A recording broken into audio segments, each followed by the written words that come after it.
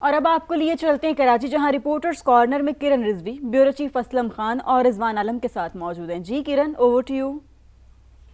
Reporters corner में खुश आमदीद। मैं हूं किरण रिजवी और आज प्रोग्राम में मेरे साथ शामिल हैं ब्यूरो चीफ कराची असलम खान और रिजवान आलम। और आज हम बात करेंगे सिंध में गंदम की किल्लत की। तो असलम, मुझे ये बताएं कि ये मामला है क्या? ये सिंध में गंदम की किल्लत मसनूई है या हकीकत है? कोई सच्चाई भी है इसमें? किल्लत तो मसनूई है और उस पर कल बात करें। सिंध काबीना के इजलास के बाद जब वज़रा ने ब्रीफिंग दी उसमें भी ये बात कही गई कि सिंध में जो किल्लत है वो मसनूई है, लेकिन इसमें बहुत सारी और वजूहात भी हमें देखनी होंगी। जो एक हुकूमत की पॉलिसी थी डी रेगुलेट करने की, पहले हुकूमत ये गंदम ख़रीदती थी काश्तकारों से, उनको बारदाना भी देती थी, फिर उनसे गंदम ख़रीदती थी, फिर उनको गोदामों में स्टॉक किया जाता था, उन गोदामों को किराए पे लिया जाता था, फिर गंदम ख़राब भी होती थी, उसमें से गायब होने के अलग मामलात हैं। और शर्जील मोहम्मद साहब ने शुक्र अदा किया, कल उन्होंने कहा कि शुक्र है कि गंदम चोरी गायब नहीं हुई, कोई इस तरह का मामला नहीं हुआ। लेकिन नुकसान क्या हुआ? पॉलिसी डी रेगुलेट तो की गई, लेकिन एक ओपन मार्केट आपने जब छोड़ दी तो फिर ज़ख़ीरा अंदोज़ों ने उसको होर्डिंग करना शुरू कर दी। अब अगर मैं आपको बताऊं तो 23 मार्च को एक इजलास हुआ था सिंध काबीना का, और उसमें यह बताया गया 23 मार्च को, ये आप तारीख देखिएगा, 23 मार्च को रवां साल अभी एक इजलास होता है जिसमें बताया जाता है कि गुज़िश्ता साल 25 जुलाई को, एक साल पहले जो गंदम का ज़ख़ीरा था वो 13 लाख टन था, मौजूद थी हुकूमत के पास। लेकिन अब जो बताया जा रहा है कि इस माली साल में जो गंदम की किल्लत का सामना हो सकता है वो 15 लाख टन हो सकता है। अच्छा।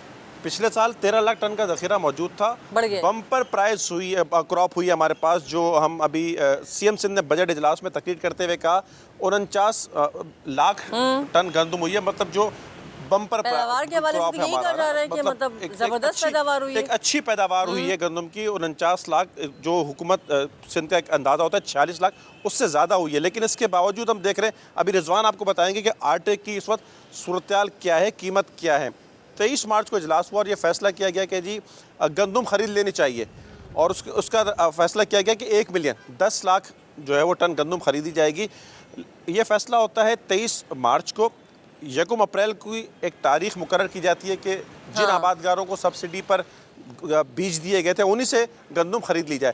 2 साल से डी रेगुलेट है, हुकूमत नहीं खरीद रही। तो अब ये फैसला किया गया कि गंदम खरीद ली जाए, लेकिन उससे बड़ी बात यह है कि जब ये फैसला किया गया 1 अप्रैल को, तो अब तक 1 लाख टन गंदम खरीदी जा सकती है। नहीं, अब जैसे अभी आपने जिक्र भी किया, मैं रिजवान से पूछना चाहूँगी। रिजवान, जैसे कि असलम ने भी निशानदेही की है कि पहले तो ये होता था ना कि बारदाना हुकूमत देती थी, अब क्योंकि प्राइवेटाइज़ कर दिया है तो ये एक वजह भी हो सकती है, क्योंकि ज़ाहिर खुद देते हैं वो प्राइवेट कंपनीज, तो उसमें कोई ना कोई मसला भी हो सकता है। ये एक बड़ी वजह है क्या? नहीं किरण, देखें, पहले तो हम थोड़ा सा ओवरव्यू देते हैं, ये मसला नहीं है। अच्छा, ओवरव्यू देते हैं हुआ क्या है कराची में और सिंध में। जो 1 महीने पहले गंदम 100 रुपये 102 रुपये बिक रही थी, वो जो उसकी कीमत आज ओपन मार्केट में 118 रुपये। ठीक है। अच्छा, पूरे 1 महीने में जो आटे की कीमतें थीं, जो आटा 120 रुपये 2.5 नंबर अवामी आटा है वो बिक रहा था, वो इस वक्त 140 के करीब है। और फ़ाइन जो है, जो 130 रुपये बिक रहा था वो 150 रुपये पे है इस वक्त। और जो छोटी चक्कियों का आटा होता है, अच्छा आटा कहलाता है, अच्छी गंदम का, तो वो इस वक्त बिक रहा है 160 से भी ऊपर।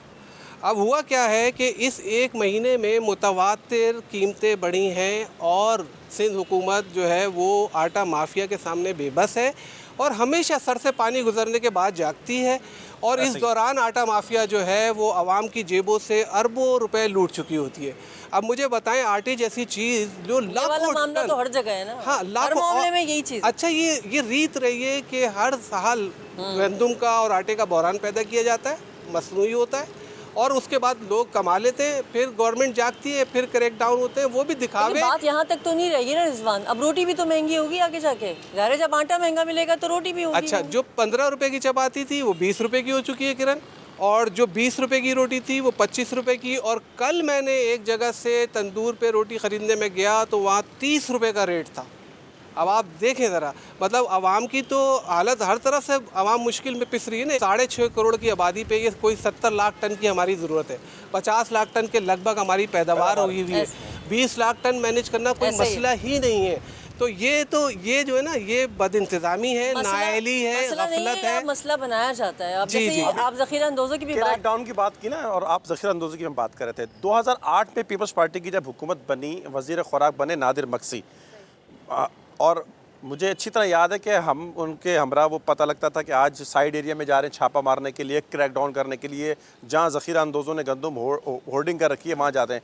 2008 की बात बता रहा हूँ मैं आपको। और न सिर्फ कराची बल्कि उनके साथ हम गए थे दही सिंध में, नवाबशाह भी गए, कंबर शहदाद गोड भी गए, हमने लाड़काना में भी उनके साथ कार्रवाइयाँ की। मुख्तलिफ गोदामों से गंदम बरामद की गई थी। नादिर बख्शी साहब थे 2008 की, मैं आपको बता रहा हूँ। आज 2026 में हम हैं। वही बात कल मैंने शर्जील मेमन साहब की सुनी और जिस तरह भी कहा कि क्रैक डाउन होगा, पुलिस को इस्तेमाल किया जाएगा, फूड डिपार्टमेंट ज़ख़ीरा अंदोज़ तो वैसे ही आज़ाद है ना, कार्रवाई की बातें तो हो रही हैं। सिंध हुकूमत ने कहा है पहले तो ये था कि सिंध हुकूमत खरीदती थी, उसके बावजूद ज़ख़ीरा अंदोज़ी थी। अब तो सिंध हुकूमत ने 2 साल से डीरेगुलेट कर दिया। अब तो वो जो और पॉलिसी नहीं बनाई। हम जो बात करते हैं, एक चीज़, एक सिस्टम आपने ख़त्म किया जो बारदाने वाला सिस्टम था, आप उनसे ख़रीदते थे, फिर वो सिस्टम का ही तो फुकदान है। ये बड़ा एक मसला, एक पॉलिसी नहीं दी गई। और उसके बाद जब आप आज़ाद हो गए, जैसे रिजवान ने भी कहा, ओपन मार्केट से लोगों ने ख़रीद लिया। अब ओपन मार्केट में जो प्राइवेट सेक्टर ख़रीदेगा तो जाहिर है कि वो उसके चार्जेस होंगे ना, जो हुकूमत पहले पे करती थी। जो आप वो गोदाम लेगा, उसमें रखेगा, उसको संभालने के कुछ ना कुछ अखराजात तो होंगे। लेकिन हुकूमतों को ऐसी पॉलिसी देनी चाहिए कि ये प्राइस अगर गंदम की रहेगी तो आपको गंदम अपने निकाल करके बाहर लाना पड़ेगी, ओपन मार्केट में फ्लोर मिलों में लानी पड़ेगी, ताकि क्या गंदम की स्मगलिंग भी हो रही है क्या? अभी तक तो देखें स्मगलिंग नहीं है, ये होर्डिंग वाला मामला है। स्मगलिंग पे तो देखें ये जो रिजवान है ये आपको बताएंगे क्या सूरत हाल है। मैं आपको बता रहा था, मेरी सिंध आबादकार बोर्ड के जो चेयरमैन रहे महमूद नवाज शाह साहब, उनसे जब मेरी बात हुई, उन्होंने बताया कि फरवरी के दूसरे और तीसरे हफ्ते में गंदम सिंध में उतरना शुरू हो जाती है। सही।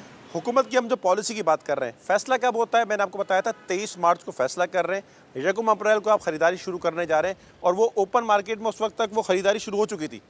फरवरी का दूसरा हफ्ता, तीसरा हफ्ता, फिर चौथा हफ्ता, फिर मार्च का पूरा महीना गुजर तो गया। 1.5 महीना हुकूमत ने ताख़ीर कर दी। जो अगर फैसला किया था, देखिए 10 लाख टन लेनी थी ना, 1 मिलियन टन आपने लेनी है, बहुत ज़्यादा खरीदारी आप नहीं ताख़ीर का जिक्र कर रहे हैं ना असलम, तो मैं ज़रा रिजवान से पूछूं, ये ताख़ीर की किसकी ज़िम्मेदारी है? ये जो इम्पोर्ट नहीं हुई गंदम, ये किसके ऊपर आयद होती है ज़िम्मेदारी, रिजवान? और एक दूसरा सवाल मेरा ये भी है, आप मुझे मुख्तसरन दोनों का जवाब दे दें कि एक ही मुल्क में इतना फ़र्क क्यों है पैसों पे? लाहौर देख लें, हम गुजरात देख लें, चकवाल देख लें और कराची देख लें। यहाँ पे होता ये है कि सिंध हुकूमत जो है ना वो अगर चाहे तो कोई बहरान पैदा नहीं हो। ऐसा अगर चाहे भी आपने स्ट्रेस दिया है, हाँ, अगर ये चाहे ज़रूरी है कि अगर चाहे। जी, तो देखें, ये लोग पूरी स्टेट है, उसके पास एक पूरी मशीनरी है, उसके पास कमिश्नर से लेके मजिस्ट्रेट तक का निज़ाम है, प्राइस कंट्रोल कमेटियां हैं।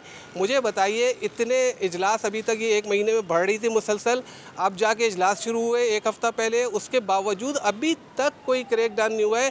क्या लांडी, कोरंगी और क्या कहते हैं हॉक्स बे और सब जगह जो गोदाम है जहाँ पे चीनी भी ज़ख़ीरा की जाती है, गंदम भी ज़ख़ीरा की जाती है, चावल भी ज़ख़ीरा हुआ, क्या उसको सिंध हुकूमत को पता नहीं है कि किसने कहाँ ज़ख़ीरा किया हुआ है? और वो कोई क्रैक डाउन नहीं कर सकती, या प्राइस कंट्रोल कमेटियों को एक्टिव करके वो जो है तंदूरों पे छापे नहीं लगा सकती, या दुकानों पे चेक नहीं कर सकती रेट। असल मुझे ये बताएं कि दुकानदारों को हम क्या कसूरवार कहें? क्योंकि देखिए, दुकानदार का तो ये मौक़िफ़ होता है ना कि जब मैं पीछे से फ़र्ज़ करें अगर मुझे 100 रुपये मिल रहा है तो मैं 99 रुपये में तो बेचूंगा नहीं। तो दुकानदार कहेंगे ना, कहीं दुकानदार तो नहीं, जब बड़े जैसे ना सट्टा माफिया इसमें इन्वॉल्व हो जाता है। अब वो पॉलिसी की हम फिर बात करेंगे कि डीरेगुलेट अच्छी पॉलिसी थी।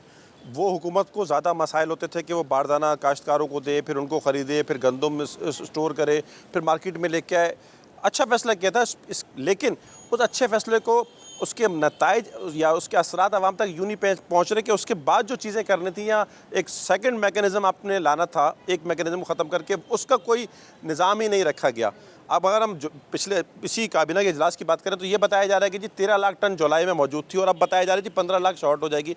वैसे जैसे कहा कि 70 लाख टन की भी अगर हमारी ज़रूरत भी है और 49-50 लाख हो गई है, तो 20 लाख टन कोई इतना बड़ा मसला नहीं होना चाहिए था।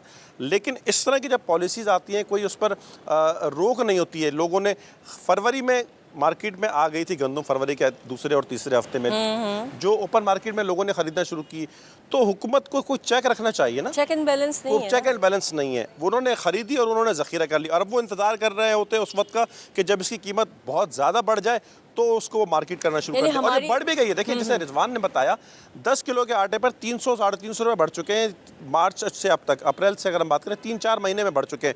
और अभी हमारी बात हो रही थी मार्केट में मुख्तलिफ ज़राए से, वो कह रहे हैं कि मार्केट में तेज़ी देखने में आ रही है और ये कीमतें बढ़ेंगी। खदशा यही है कि ये बढ़ेंगी। जैसे अब शर्जील मेमन साहब ने कह दिया है कि क्रैक डाउन शुरू हो जाएगा। अब देखना है कि वो आज हो, कल हो, या 1-2 दिन में हम देखेंगे इसको। क्रैक डाउन भी होगा, लेकिन हम फिर वही बात करेंगे। 2008 में भी वही देखते थे, आज हम खड़े हैं डीरेगुलेट वो जो हम होकर। बात कर रहे हैं कि सिस्टम का फुकदान, तो सारी गुफ्तगू का लुब्बे लुबाब ये निकला है कि सिंध हुकूमत ने ज़ख़ीरा अंदोज़ों के ख़िलाफ़ कार्रवाई का ऐलान किया है। अब ये है कि ये कार्रवाइयाँ नज़र आनी चाहिए, ये ना हो कि जैसे कराची में तरक्याती काम है जो नज़र नहीं आते, सिर्फ कागज़ पे होते, वो ना हो। ये हमें कार्रवाइयाँ नज़र आनी चाहिए। रिपोर्टर्स कॉर्नर में फ़िलहाल इतना ही। Over to studio.